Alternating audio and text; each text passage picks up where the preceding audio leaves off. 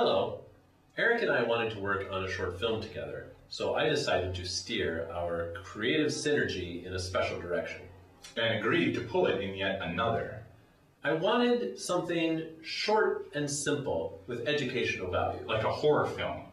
Something that has a short outline of basic concepts of a topic relevant for today. Something gothic. Something that behaves as a preparational heuristic for anyone who wants to learn. Something with blood. But not too much blood.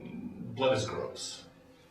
And so we present to you our attempt at a short film. That is, if you can take its horrid freakishness. Actually, it's not very good. It's awesome.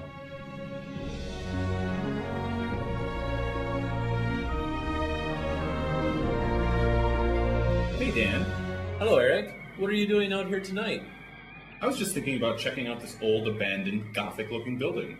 Do you want to come in with me? Sure. Eric, I have a question. What's your question, Dan? Eric, what is economic justice?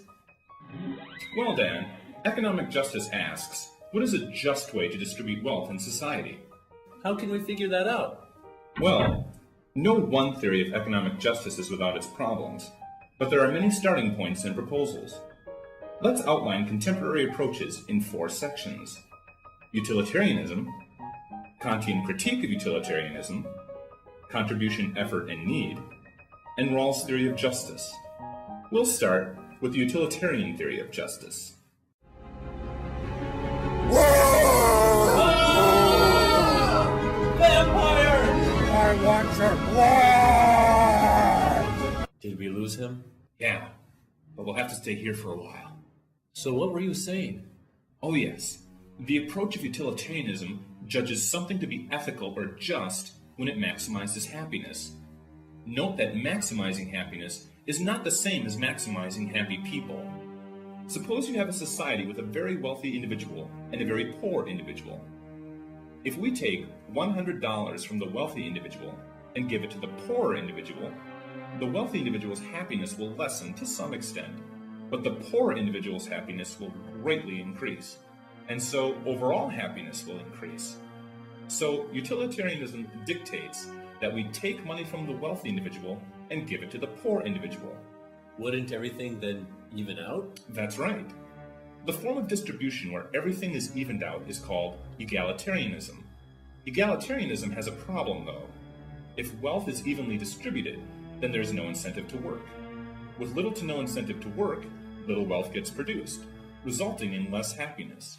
Vampire! I'm gonna get you! Kant's critique of utilitarianism is that it does not treat people as an end, but as a means. Suppose killing off one person would benefit 5 other people, like if 5 other people needed 5 of his organs. According to utilitarianism, the ethical thing to do would be to take the one person's organs to save the 5. Kant recognizes that there is a metaphysical dimension, a real right and wrong, which should determine our actions. It seems that economic justice should fit into the larger framework of justice in general, so that what determines distributive justice is in principle that which determines, say, retributive justice. Correct. For instance, what is noble about killing the vampire? It's obviously because killing the vampire would have the consequences of not having to walk at night in fear, and it will deter other vampires from hunting around these parts. So, slaying the vampire will increase public utility. I disagree.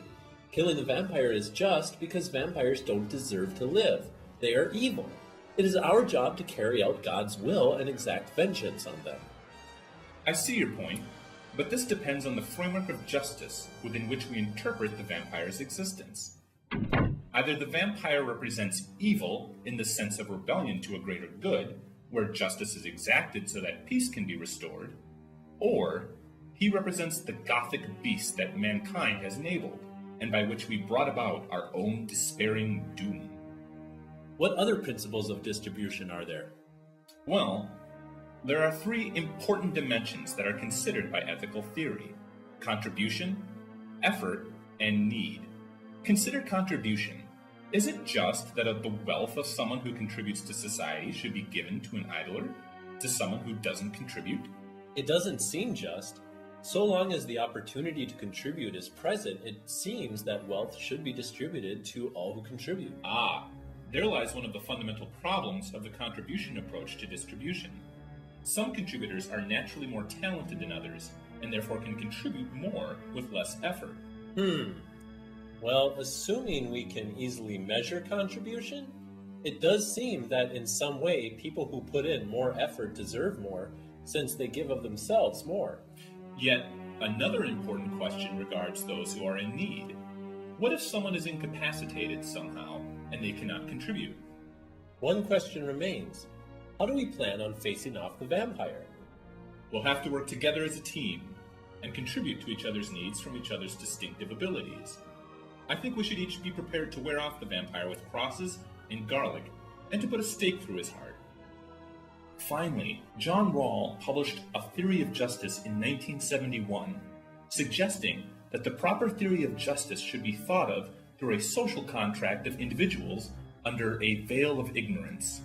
That is, Rawls suggests that the best way to propose a theory of distribution is from the point of view of individuals coming into contract with each other, but do not themselves know or have control of what place in society they will be in. You mean agreeing on the rules of a card game when each player does not know what hand will be dealt to them? Yes, I suppose.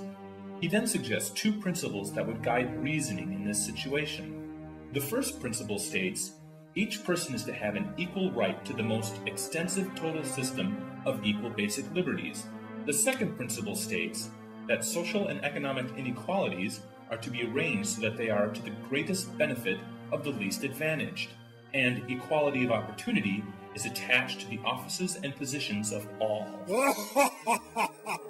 Get him!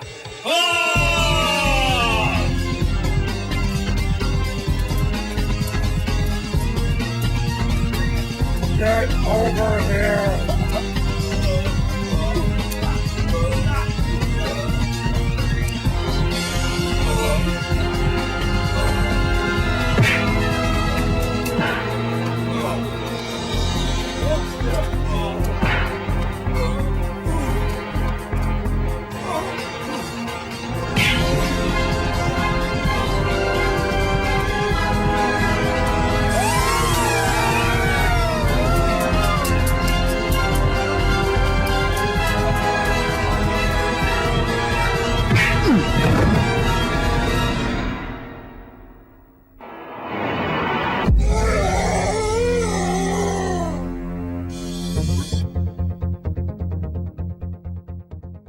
Of course, there are several critiques of Rawls.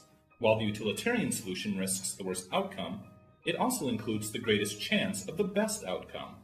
In Rawls' universe, a lazy do-nothing can benefit off the efforts of others, which seems unjust. And finally, Rawls' principle does not seem to be sensitive to the needs. Two people with the same income may have different needs. I think that's enough to get you started. Thanks for the overview. I should have to continue to research these issues myself. I recommend to keep a healthy balance of theory and history, economics and ethics, to keep a balanced perspective on the issues. Certainly, I'll do that. There's blood on my shirt. Is that my blood?